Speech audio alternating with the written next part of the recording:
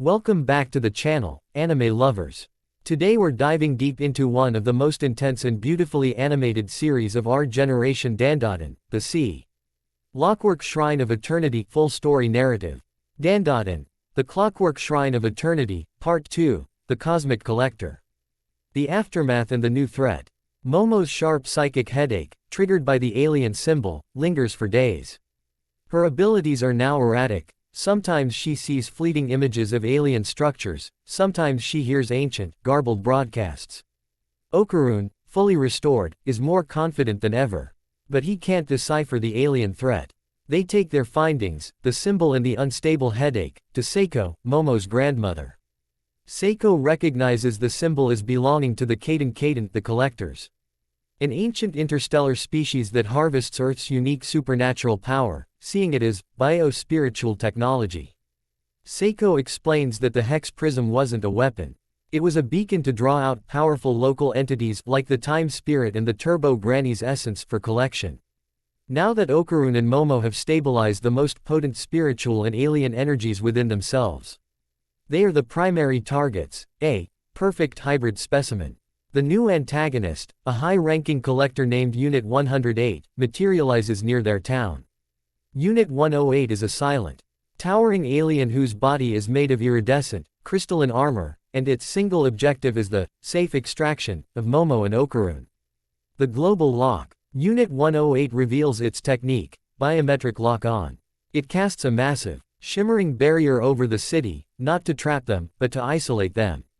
This specialized barrier prevents any spiritual or alien entity not currently inside from entering, effectively locking out crucial allies like Seiko's powerful connections, and even preventing Okarun from summoning Turbo Granny for help.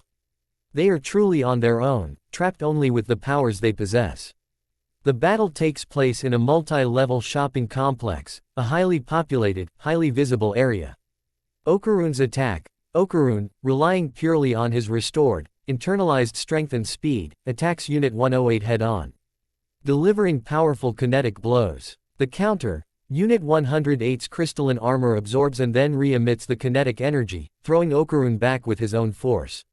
His greatest strength is neutralized. Momo's desperate gambit. Momo realizes the collector is immune to kinetic force and resistant to her raw psychic blasts. They need to weaponize a subtle form of energy. Momo focuses her erratic psychic energy on the surrounding environment, the stores, the flashing lights, the advertisements. She realizes the collector is distracted by the sheer volume of human intent and cultural data. Momo's plan. She begins to psychically flood Unit 108 with the most powerful, confusing, and contradictory human emotions she can find in the complex. The desperation of a sale shopper. The fleeting joy of a prize arcade ticket. The crushing anxiety of a student taking a test. This sensory overload briefly cracks the collector's armor.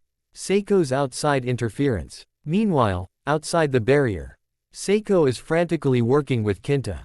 She can't break the high-level alien barrier, but she realizes the barrier is anchored to a specific frequency. Seiko uses Kinta's ability to perceive different planes of reality and a complex Juju Kuji ritual, a specialized 9-sign mantra, to hijack the barrier's frequency. She doesn't break it, she subtly changes the barrier's internal rule.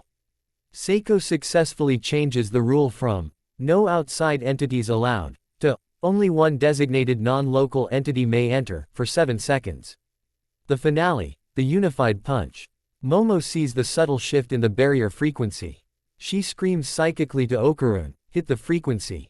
Okarun's action. Okarun, understanding the technical nature of the attack, uses his speed not for brute force, but to vibrate his fist at the exact frequency of the temporary barrier opening, a technique demanding impossible control.